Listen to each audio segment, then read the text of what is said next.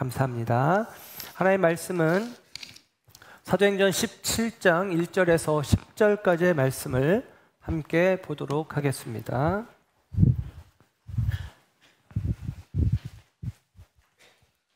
하나님의 말씀 사도행전 17장 1절에서 10절 합독합니다. 시작.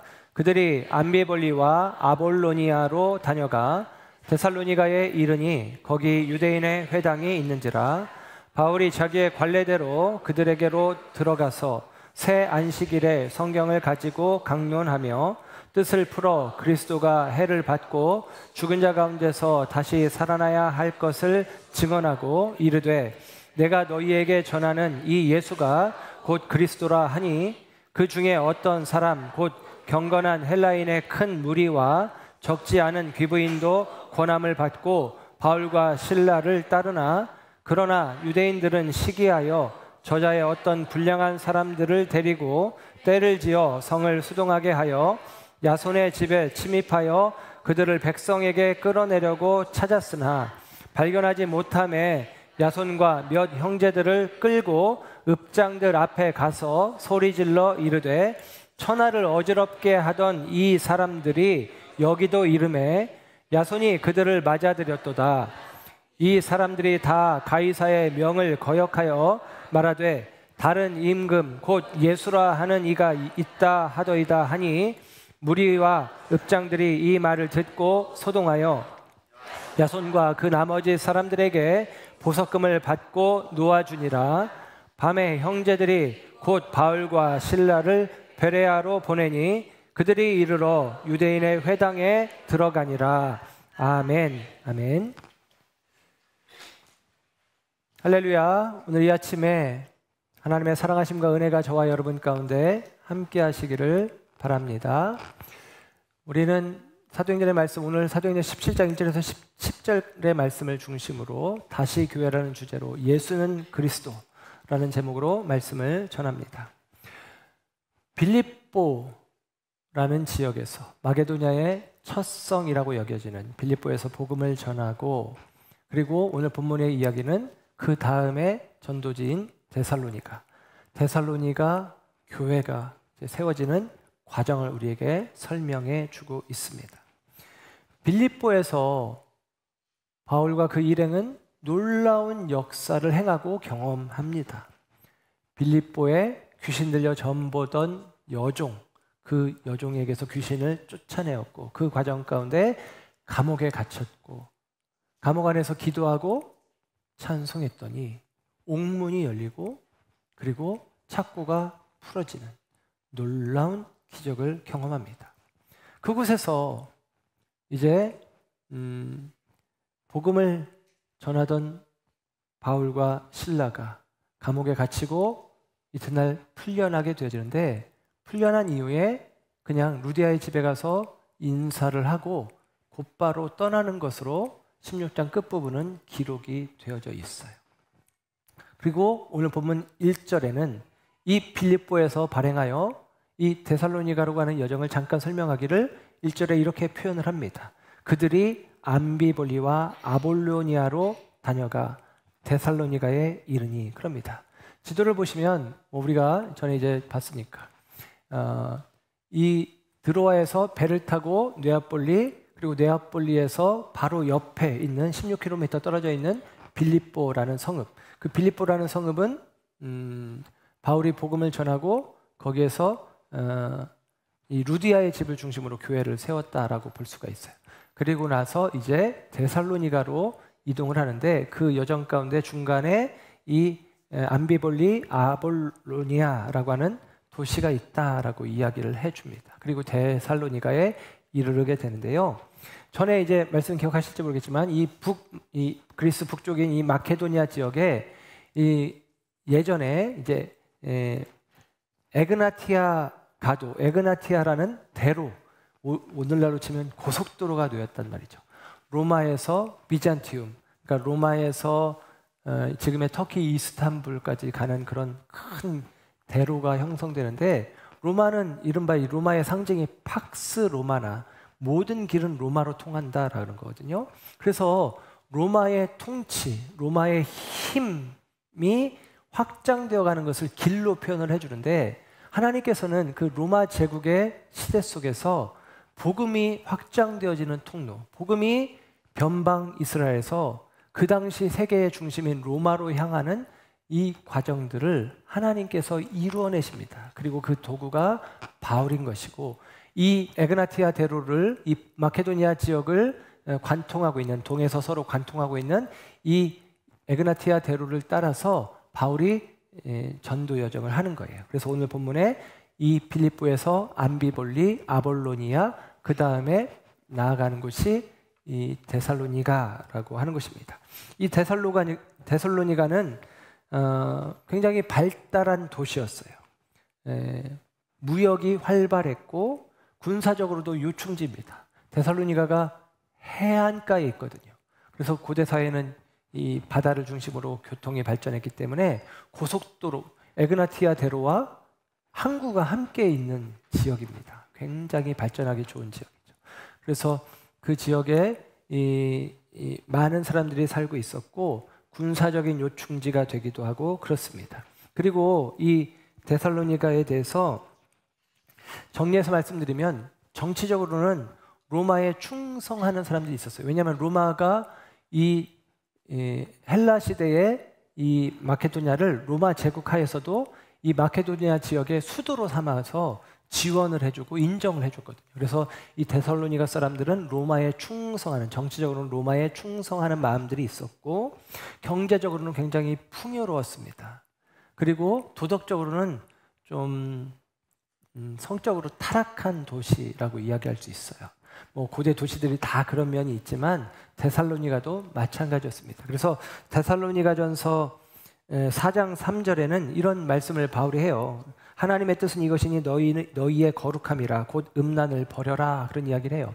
왜냐하면 음란한 도시에 살다 보니까 너희들이 음란을 버리고 남들처럼 아내를 함부로 대하고 다른 여자들을 막 취하고 하지 말고, 너희들은 하나님이 거룩을 원하니까 너희 몸을 지켜라, 그런 이야기를 데살로니가 교회의 편지에 써서 보낼 정도로 그런 도시였다라고 하는 사실입니다. 그런데 이 데살로니가라는 도시가 이 마케도니아 지역의 수도 역할을 하고 큰 도시였기 때문에 바울은 이곳으로 가는데, 그 중간에 도시들은 그냥 건너뛴 느낌처럼 오늘 본문에는 암비볼리, 아볼로니아를 지나갔다라고 이야기를 하잖아요. 아볼로니아에는 바울 강단이라고 하는 유적지가 하나 조그맣게 있다고 합니다. 그러니까 작은 바위 언덕에 바울 강단이다. 그래서 오늘날에는 그리스 사람들이 그리스 정교회라고 해서 다 예수님을 믿는데, 그 예수님의 복음이 전해질 때 아볼로니아 사람들은 성경에 기록이 여기 한 번 나오는 거예요. 그들이 암비볼리와 아볼로니아로 다녀가 데살로니가에 이르니, 딱 한 번 나오는데 이 아볼로니아 사람들이 바울이 우리 동네에도 와서 설교하고 갔어, 그러면서 작은 언덕을 강단이라고, 바울 강단이라고 이렇게 이름 지어서 기념하고 있다고 합니다. 저는 이제 이번에 성지순례 갈 때는 그곳은 들려보지 못했는데 그렇게 이야기를 하는 거예요. 그러니까 그런 과정 속에서 그냥 스치듯이 지나가는 것처럼 보여진단 말이죠. 근데 그 이유가 뭐냐면 1절 끝에 설명을 해주고 있습니다. 유대인의 회당이 있는지라. 데살로니가에는 유대인의 회당이 있었다라고 이야기를 하는 거예요. 그러니까 유대인의 회당이 있었기 때문에 바울은 언제든지 복음 전도를 할 때 유대인들의 회당을 중심으로 먼저 복음을 전하고 그 다음에 이방인들에게 복음을 전합니다. 그 이유는 이 복음의 메시지는 구약 성경에서 기록하고 있었던 약속되어진 하나님의 사람, 메시아가 바울의 입장에서는 예수님이시다라고 이야기하는 거잖아요. 그러니까 구약 성경을 알고 있는 사람들에게 설명하는 게 복음 전하는데 빠르기 때문에 언제든지 유대인들을 중심으로 말씀을 전한다라고 하는 사실이죠. 그도 그럴 것이 이 데살로니가에 유대인의 회당이 있었는데 주석가에 의하면 이 데살로니가에 이 바울이 전도할 당시에 인구가 20만 명 정도 됐답니다. 굉장히 큰 도시래요. 20만 명이면 그 20만 명의 도시에 유대인들이 절반 정도 됐다는 기록이 있어요. 그러면 10만 가까이 있었다는 얘기가 되는 거잖아요. 흩어진 디아스포라 유대인들이 곳곳에 흩어져서 살아갈 때 이 마케도니아 지역에 이 데살로니가가 머물기 좋고 살기 좋아서 여기에 많이 거주했다라고 하는 의미가 되는 것입니다. 그러니까 바울의 입장에서는 그 유대인들에게, 디아스포라 유대인들에게 복음을 전하기 위해서 내가 데살로니가로 가야 되겠다라고 하는 생각을 품고, 암비볼리 아볼로니아는 좀 미안한 말로 스치듯이 그냥 지나가서 데살로니가로 갑니다. 그리고 2절의 말씀을 보면 자기의 관례대로 이 새 안식일에 성경을 가지고 강론하였다라고 이야기를 합니다. 새 안식일 동안 3주간 데살로니가에 머물면서 3주간 데살로니가에 머물면서 안식일마다 회당에 들어가서 말씀 전할 기회를 가지고 성경을 열어서 말씀을 전했다라고 이야기를 해주고 있습니다. 그런데 여러분, 여기서 잠깐 16장의 내용을 복기해서 생각해 보면 바울은 감옥에 갇히기 전에 매를 맞았어요. 많은 매를 맞았다고, 많이 친히 그랬어요. 많은 매를 맞았다고 합니다. 여러분, 고대 사회의 태형은 채찍의 끝에 예를 들면 뼈조각이나 쇠조각을 달아서 치기 때문에 살집이 다 터져버립니다. 우리나라 사극 같은 걸 봐도 곤장, 장이라고 하죠. 장 10대, 그러면 그 10대만 맞아도 제대로 걷지를 못하잖아요. 그런데 여러분, 많은 매를 맞았다면, 그리고 나서 감옥에 갇혀 있었던 바울이라면 그의 몸은 우리식으로 표현하면 만신창이가 된 몸이에요. 성취하는 몸입니다. 그 몸을 이끌고 지금 빌립보에서 더 머물면서 그 몸을 회복하는 게 아니라 16장 끝부분에 보면 감옥에서 풀려나자마자 루디아의 집에 가서 위로하고 인사 나누고 바로 출발을 해요. 이튿날. 그러니까 여러분, 성하지 않은 몸으로 가는 거예요. 그렇게 암비볼리 아볼로니아를 거쳐서 데살로니까지 가는 거리가 160km 정도가 됩니다. 우리로 치면 일주일 정도를 걸어가는 거예요. 일주일을 걸어가는 그 길이 얼마나 힘들었겠습니까? 그럼에도 불구하고 바울은 그 길을 마다하지 않고 가는 거예요. 왜? 거기 유대인의 회당이 있는 것을 알고 있거든요. 속히 가서 그들에게 복음을 전하기를 원하는 마음이 바울에게 있었다라는 사실입니다. 바울이 그곳에 가서 복음 전하는 내용을 2절에서는 자기의 관례대로 행했다라고 이야기하는 거예요. 여러분, 이 말이 중요합니다. 자기의 관례대로. 이 관례라는 말은 우리말로 표현하면 습관대로라는 거예요. 바울은 자기 습관대로 데살로니가의 회당에 가서 말씀을 열어 강론했다는 거예요. 그러니까 여러분, 바울은 언제든지 어디서든지 기회가 주어지면 말씀을 열어 강론하는 것, 곧 예수님을 전하는 것을 그는 마다하지 않았다, 계속같이 행하였다라는 이야기가 되는 것이죠. 그가 전하는 내용은 3절에 보니까 예수는 그리스도시다, 예수가 그리스도다라고 이야기를 하고 있어요. 곧 바울은 언제든 어디서든 예수가 그리스도라고 사람들 가운데 가르치고 선포하였다라고 성경은 이야기해 줍니다. 그리고 예수가 그리스도라고 언제든 어디서든 선포하고 있는 바울은 다름 아니라 자신의 습관을 따라 그렇게 행했다라는 거예요. 여러분, 우리는 어떻습니까? 우리의 습관은, 믿는 자로서의 습관은, 그리스도인으로서의 우리의 습관은 무엇입니까? 언제든 어디서든 누구를 만나든 기회가 되어진다면 예수를 그리스도로 증거하고 있습니까? 여러분, 그런 모습이 우리 가운데 있지 않다면 조금은 부끄러운 마음을 가져야 될 것 같아요.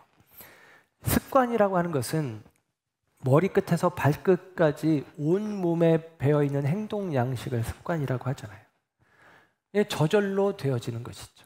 근데 바울은 습관이 전도라는 거예요. 놀랍죠? 놀랍습니다. 여러분, 바울이 빌립보에서 성취하는 몸을 이끌고 전도하기 위해서 일주일길 160km를 달려간 것입니다. 이번만 그런 게 아니에요. 1차 전도 여행 때 터키 남부 해안 지역인 밤빌리아 버가라는 도시에서 풍토병에 걸렸을 때 일반적으로라면 그 상황에서는 이제 포기하고 집으로 돌아가는, 마가와 함께 돌아가는 길을 선택해야 되는데 바울은 전도하기 위해서, 선교하기 위해서 타우루스 산맥을 넘어서 비시디아 안디옥으로 나아갑니다. 그리고 거기서 복음을 전하잖아요. 루스드라에서 돌팔매질을 당했습니다. 온몸이 상처투성이가 되었어요. 그 몸을 이끌고 140km 떨어진 더베로 더 나아갑니다. 몸을 추스리겠다, 내가 고난을 당했으니 돌아가겠다가 아니라 복음을 전하기 위해서 달려가는 것입니다. 이게 바울의 모습이요, 오늘 본문에서는 그것이 바울의 습관이라는 거예요.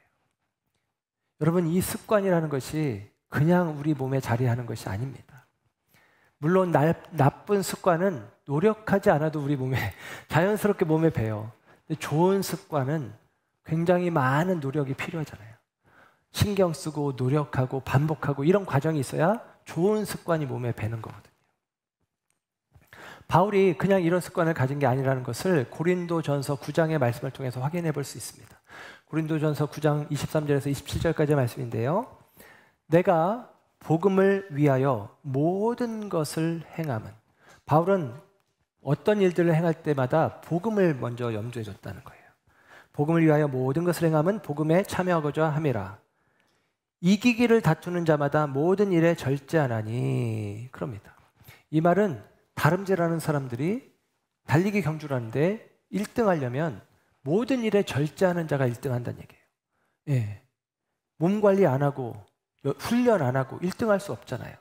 그것처럼 나도 모든 일에 절제한다는 거예요. 그러면서 27절에 이렇게 이야기합니다. 내가 내 몸을 쳐 복종하게 함은 내가 남에게 전파한 후에 자신이 도리어 버림을 당할까 두려움이라. 그러면서 내 몸을 쳐서 복종한다는 거예요. 내 몸을 쳐서 머리부터 발끝까지 온 몸에 내가 복음에 참여하기를 원하는 그 마음, 그 복음의 일을 감당하여 모든 일을 절제하며 상 받기 위하여 달려가는 분투를 나는 멈추지 않았다라고 스스로가 증언하는 거예요. 한마디로 말하면 복음의 전도자로서 그가 언제든 어디서든 누구를 만나든 복음을 전하기 위하여 늘 자기 자신을 연단해 왔음을 그가 고백하고 있다는 사실입니다. 그런 의미에서 여러분, 믿음은 습관이에요. 저와 여러분이 좋은 믿음의 습관, 특별히 예수 그리스도를 우리의 입술로 날마다 증언하며 살아가는 전도자의 믿음 습관이 우리 가운데 있어지기를 주님의 이름으로 축원합니다.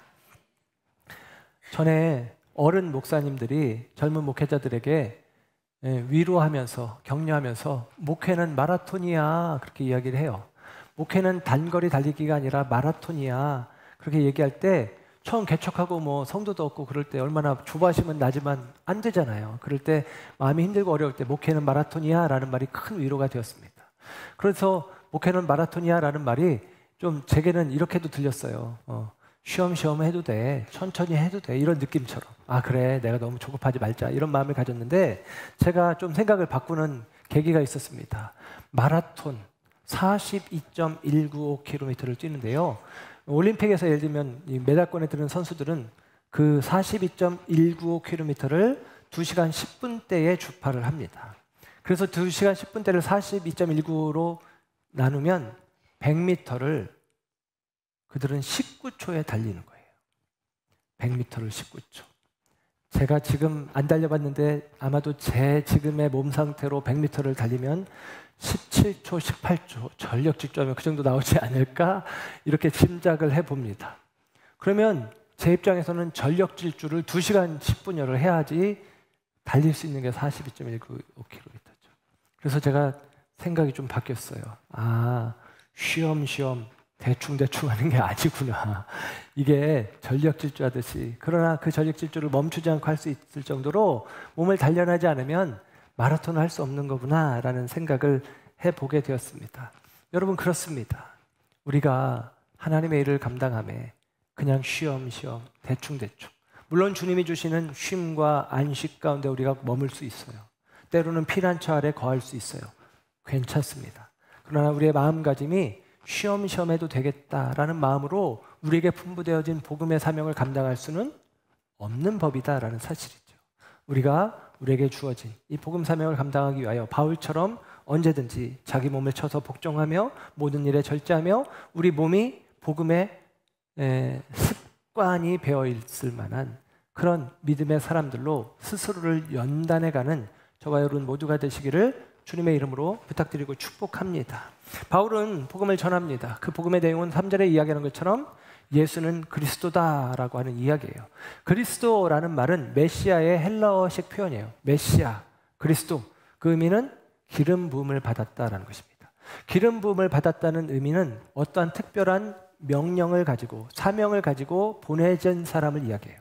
그러니까 예수님에게 주어진 사명은 무엇이냐? 오늘 본문에 이야기하기를 3절에 이렇게 기록을 해주죠. 뜻을 풀어 그리스도가 해를 받고 죽은 자 가운데서 다시 살아나야 할 것을 증언하고 그럽니다. 여기서 이야기하는 바 해를 받고 다시 살아나야 할 것이라고 했는데 원어 성경에는 뭐뭐 해야만 한다라고 이야기를 해요. 그러니까 곧 그리스도는 해를 받아야만 하고 다시 살아나야만 한다라는 거예요. 뭐뭐 해야만 한다, 이게 뭐예요? 사명이죠. 예수님에게 주어진 사명은, 역할은 해를 받아 곧 죽어야만 하셨고, 예수님에게 주어진 사명은 다시 살아나셔야만 했다라는 것입니다. 무엇입니까? 우리를 위해서, 우리를 대신하여서 예수님은 죽으셔야만 했던 거예요. 우리를 위해서, 우리의 소망이 되어주시기 위해서 예수님은 다시 살아나셔야만 했다라는 것입니다. 바울은 구약에 있는 이 이야기들이 곧 예수 그리스도에게서 성취되었으며 예수가 하나님의 아들이시요 그리스도 구원자가 되신다라고 이야기하고 있는 것입니다. 예수라는 이름의 뜻 자체가 구원자잖아요. 이는 자기 백성을 죄에서 구원할 자임이라. 여러분, 예수 구원자로서 우리 가운데 오셨습니다. 바울은 예수님이 그리스도이시다, 예수님이 구원자이시다라고 선언하고 선포합니다. 그 복음 선포를 듣고 많은 헬라 사람들이, 귀부인들이 바울을 따르게 되었다라고 4절은 우리에게 이야기를 해주고 있어요. 여러분, 복음을 듣고 사람들이 따라오는 일은 참 귀하고 아름다운 일이죠. 그런데 여기서 표현하기를 경건한 헬라인의 큰 무리와 많은 귀부인이라고 이야기를 합니다. 곧 유대인들이 아니라 이방인들이 따라오는 거예요. 물론 유대인들 가운데 일부의 유대인들도 따라왔습니다. 뒤에 나오는 야손이나 형제들은 유대인들이에요. 그래서 일부의 사람들이, 유대인들이 믿기도 했지만 이방인들은 오히려 성경을 풀어서 설명해 주니까 맞네 하면서 바울이 전하는 예수님을 받아들였는데, 그런데 오히려 5절의 말씀을 보면 유대인들은 다른 반응을 보입니다. 5절에 유대인들은 반발해요. 그러나 유대인들은 시기하여 불량배들을 동원하고 성을 수동케 하고 야손의 집에 침입해서 그들을, 곧 바울과 실라, 디모데를 잡으려고 했다라고 기록을 해주고 있습니다. 유대인들은 왜 성경을 믿고 있고 성경을 풀어 말씀을 예수 그리스도는 그리스도라고 전해주는 바울의 메시지를 거절하는 것일까요? 사실은 오늘 성경에서는 그 메시지가 옳으냐 그르냐에 유대인들은 관심이 없었음을 이야기해 줍니다. 왜냐하면 유대인들이 바울 일행을 잡으려고 했던 목적은 시기하였기 때문이다라고 이야기하거든요. 그러니까 시기하는 게 이런 거죠. 여러분, 시기는 열심히 있는 사람이 시기심도 냅니다. 열심히 안 하는 사람은 시기심을 내지 않잖아요. 최근에 드라마 정년이, 그 여성 국구가는 정년이를 집사람이랑 봤는데 거기도 보면 정말로 천재성 있는 정년이와 그렇지 않은 사람이 나오는 거죠. 마치도 모차르트와 살리에르처럼 천재 앞에서 아무리 노력해도 난 안 돼, 이런 마음이 있는 건데, 그렇게 노력하는 사람들이, 열심을 내는 사람들이 시기심을 갖게 되거든요. 그 시기심을 갖는데, 이 얘기는 이 유대인들이, 유대인 회당에 모여있는 유대인들이 이 유대교적인 생각, 야훼 하나님을 믿는 믿음을 많이 강조하고 오랫동안 전파해서 많은 헬라인들과 귀부인들이 이 유대교 공동체에 지금 있는 것입니다. 대단한 거죠. 그런데 자기들은 수년 동안, 수십 년 동안 이 일을 반복해 왔다면 바울이라는 낯선 사람이 와서 겨우 3번 안식일에 강론했는데 다 우리식으로 표현하면 우르르 하고 바울에게로 몰려가니까 시기심이 났다라고 이야기를 해요. 오스카 와일드의 악마의 시기의 악마성, 시기의 악마성이라고 하는 내용에서 이런 내용이 있습니다. 어떤 수도자가 리비아 사막을 건너고 있었어요. 그때에 마귀들이 그 수도자를 시험하여 넘어뜨리려고 결정을 합니다. 그래서 새끼 마귀의 졸개들이 이 사람을 넘어뜨리려고 유혹하기 시작합니다. 예쁜 여자로 변신해서 유혹하는데 뭐 끄떡없어요. 황금 덩어리를 내보이는데 끄떡없습니다. 협박을 하는데 끄떡없습니다. 그 모습을 지켜보고 있던 마귀 대장이 그 수도자에게 다가가서 귀에다 대고 쑥덕쑥덕 한마디 했더니 이 수도자의 얼굴이 울그락불그락 변하면서 시험에 넘어진 것입니다. 마귀 졸개들이 너무 궁금해서 아니 대장님 뭐라고 말씀하셨기에 저 수도자가 그렇게 끄떡 않던 수도자가 그렇게 시험에 빠져 넘어졌습니까? 이렇게 물었어요. 그랬더니 대장이 이렇게 이야기합니다. 간단해. 네 동생이 알렉산더에서 대주교가 되었다. 네 동생이 알렉산드리아에서 대주교가 되었다. 이렇게 말해 주었지라고 이야기하는 것입니다. 내가 수도 생활 열심히 했는데 누구보다도 열심히 해서 이 사막에 이 수행자로서 사막의 길을 걷고 있는데 내 동생이 나보다 먼저 대주교가 됐다고? 아이고 이것이죠. 여러분 열심 있는 사람이 시기심을 내는 거예요. 그들은 열심을 내고 있었어요. 그리고 어느 정도 성과도 거뒀습니다. 그러나 여러분 그들은 그들에게 주어진 예수 그리스도의 복음 메시지가 중요하지 않고 지금 현상적으로 우리를 신뢰하고 따르던 사람들이 바울을 따른다라는 이 현상을 보며 그들은 시기심이 나서 바울을 고발하고 거짓 선동하는 일들을 벌이고 있다는 사실입니다. 안타깝죠. 마태복음 27장 18절 말씀해 보면 예수님을 빌라도에게 넘겨주는 유대인들에 대하여 기록하기를 그들이 예수님을 시기해서 죽이려고 하는 것이다 라고 기록을 해주고 있습니다. 유대인들이 예수님을 죽인 이유도 예수님을 시기해서. 여러분 그 시기심이라는 것이 사람을 해할 정도로 그리고 진리에 대하여 눈 감게 할 정도로 참 어려운 것입니다. 여러분 우리가 하나님을 향해서 그리고 주님의 몸된 교회 안에서 거룩한 열심으로 헌신하고 충성하기를 바라지만 그 시기심이 우리의 열심이 그릇된 시기심으로 화하지 않기를 간절히 소원합니다. 다른 누군가가 나보다 더 열심을 내면 격려하고 그리고 응원하고 인정해주고 이런 마음들이 교회 공동체 안에 있을 때 교회 공동체도 아름답게 성장해 갈 수 있을 것이라고 생각을 합니다. 아울러 오늘 본문의 말씀을 보면 유대인들이 시기가 가득해서 바울 일행을 이제 사로잡기를 원했는데 바울은 그 당시에 그곳에 야손의 집에 없었던 거예요. 그래서 야손과 바울 일행을 품어주었던 야손과 그리고 몇몇 형제들이라는 표현은 유대인들이라는 얘기예요. 그러니까 유대인들 가운데 믿는 사람들이 바울 일행을 집으로 모셔드렸는데 바울 일행은 잠깐 피해 있었고 바울을 잡으려고 하는데 바울이 없으니까 이 야손과 그 몇몇 사람들을 붙잡아서 읍장들에게 와서 고소하고 있는 내용이 오늘 본문에 이어지는 내용입니다. 그 고소하는 내용은 이런 거예요. 7절의 말씀을 보면 이렇게 표현하죠. 다 가이사의 명을 거역하여 말하되 다른 임금 곧 예수라 하는 이가 있다. 그들이 말했습니다.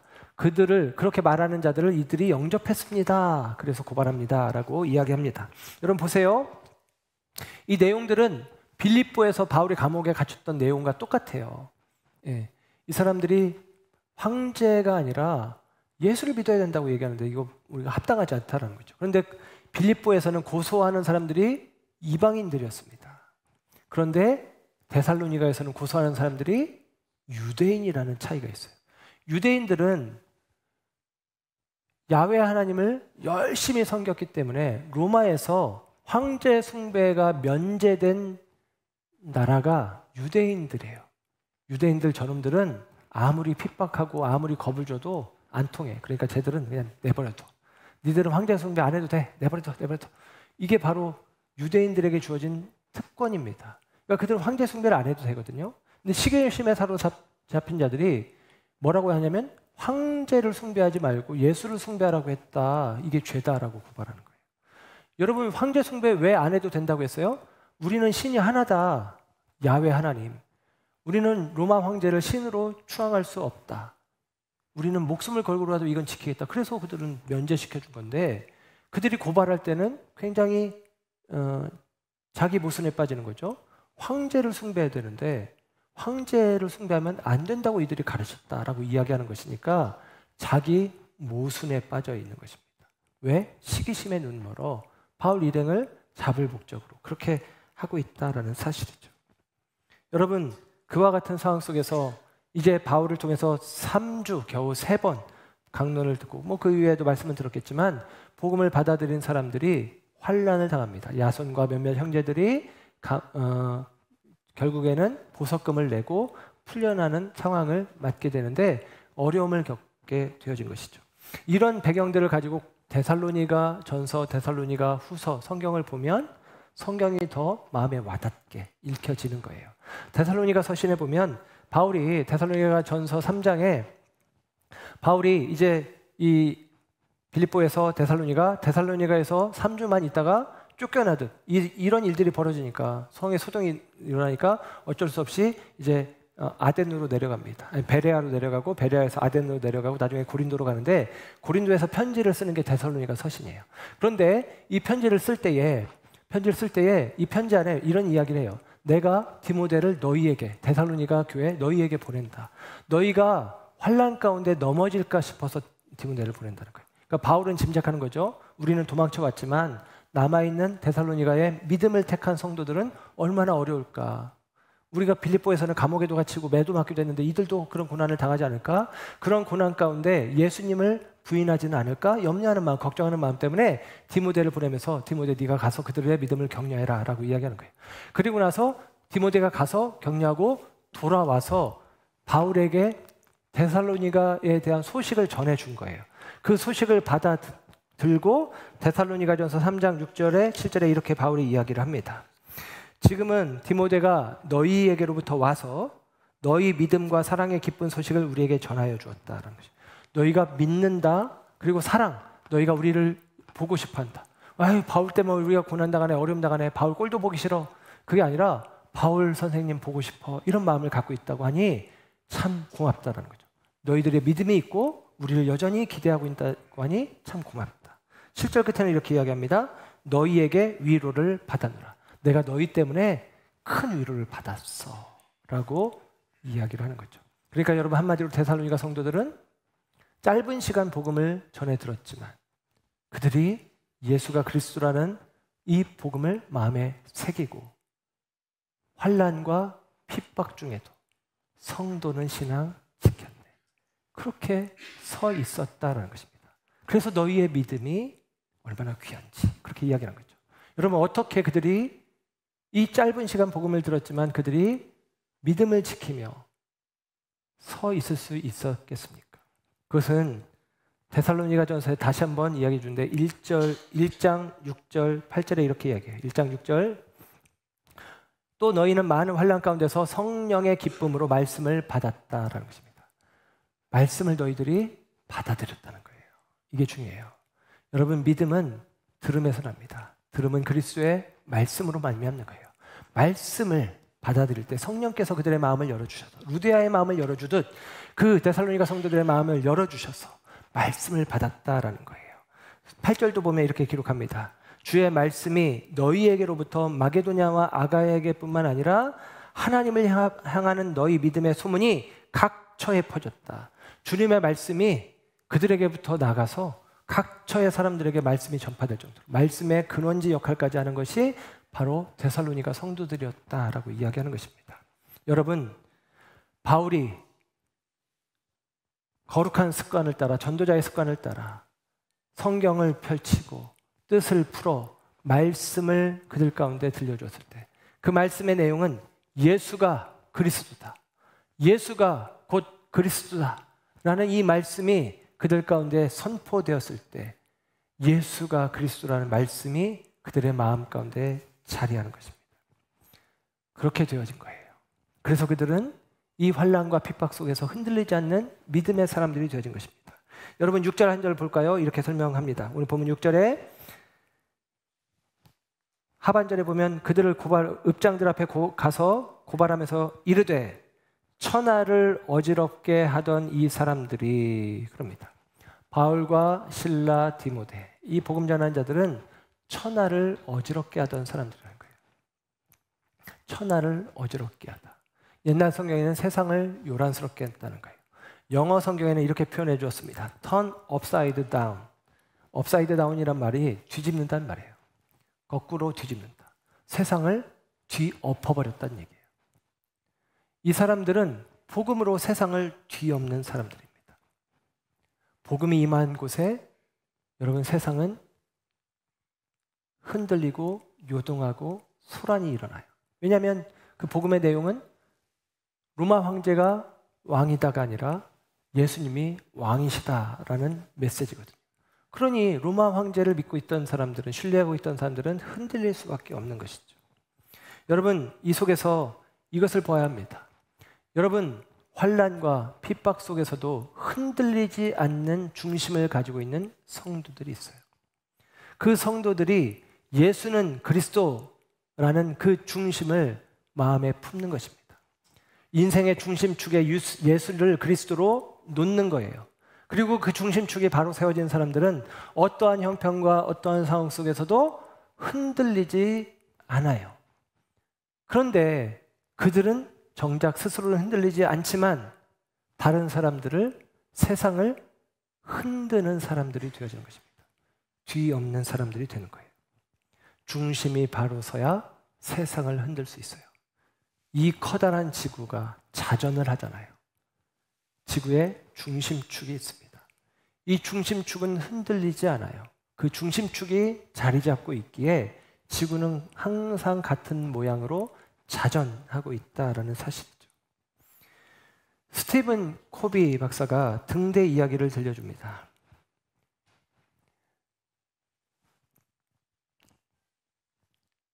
밤에 등불을 통해서, 빛을 통해서 서로 교신을 합니다. 한쪽에서 서로 이제 두 불빛이 가까워지기 시작하니까 한쪽에서 통신을 보냈어요. 비켜라. 우린 배가 크다. 못 비킨다. 네가 비켜라. 우린 군함이다. 비켜라. 못 비킨다. 나는 함장이다. 비켜라. 나는 1등병인데 그럴 수는 없다. 야, 우리 군함이다. 안 비키면 발포하겠다. 대포를 쏘겠다. 그랬더니 이쪽에서 얘기합니다. 여기는 등대인데요. 이렇게 얘기한 것입니다. 여러분, 아무리 배가 커도 거기에 대포를 싣고 있어도 등대를 향해서 비키라고 하면 비킬 수 있습니까? 아니죠. 그 배가 비켜갈 수밖에 없어요. 아무리 작은 등대라도 여러분 그 등대는 그 중심이 되기 때문에 흔들릴 수가 없는 것입니다. 저와 여러분은 예수를, 그리스도를 나의 인생의 빛으로 삼고 그분이 내 삶의 중심이 되어지는 믿음의 결단을 하고 있습니다. 세상이 아무리 우리를 위협하고 우리에게 대하여 비켜서라 이야기한다 할지라도 우리는 결코 흔들리지 않는 중심을 가졌기에 우리는 그 자리에 굳건히 서 있을 것입니다. 놀라운 사실은 우리가 그 자리에 굳건히 서 있을 때 바울이 예수 그리스도를 믿는 믿음으로 어떠한 형편, 어떠한 상황, 어떠한 문제를 만나도 오직 예수가 그리스도라는 믿음으로 복음의 전도자로 살아가며 예수 그리스도 그분이 우리를 위하여 죽으시고 예수 그리스도 그분이 우리를 위하여 다시 사셨다는 이 믿음의 고백을 가지고 살아갈 때에 바울은 언제 어디서든 흔들리지 않죠. 그리고 그 바울이 전한 복음을 받아들인 오늘 데살로니가 성도들도 흔들리지 않는 믿음으로 서 있습니다. 그랬더니 놀랍게도 세상이 흔들리는 거예요. 여러분 세상이 요동치고 세상이 흔들리면 만약에 지진 만난 사람들이 조금이라도 안전한 걸 붙잡고 싶어 하지 않겠어요? 그런 느낌입니다. 저는 믿습니다. 우리가 중심을 바로 세워서 서 있으면 세상이 흔들릴 것이고 흔들리는 세상의 사람들은 무언가 안전한 것을 붙잡고자 할 거예요. 그것은 다름 아니라 흔들리지 않고 서 있는 우리들입니다. 아니, 우리 안에 있는 예수 그리스도가 될 거예요. 그리하여 세상은 주께로 돌아오게 될 것입니다. 저와 여러분 모두가 이 흔들리지 않는 믿음, 그 위에 굳게 서 있기를, 흔들리지 않는 믿음 위에 서서 오히려 세상을 뒤집어 엎는 복음의 변혁자들로서는 저와 여러분 모두가 되시기를 주님의 이름으로 축원합니다. 기도하겠습니다. 사랑과 은혜가 풍성하신 아버지 하나님, 흔들리지 않는 믿음이 우리 가운데 있습니다. 예수가 그리스도이심을, 우리를 위하여 죽으시고 우리를 위하여 다시 사셨음을 말씀 속에서 듣고 나는 믿습니다. 그 예수가 내 삶의 빛이 되셨고 내 인생의 중심이 되셨고 나의 주인이 되셨습니다. 그 주님 안에 견고히 서게 하여 주시옵소서. 믿음으로 승리케 하여 주시옵소서. 예수님의 이름으로 기도합니다. 아멘.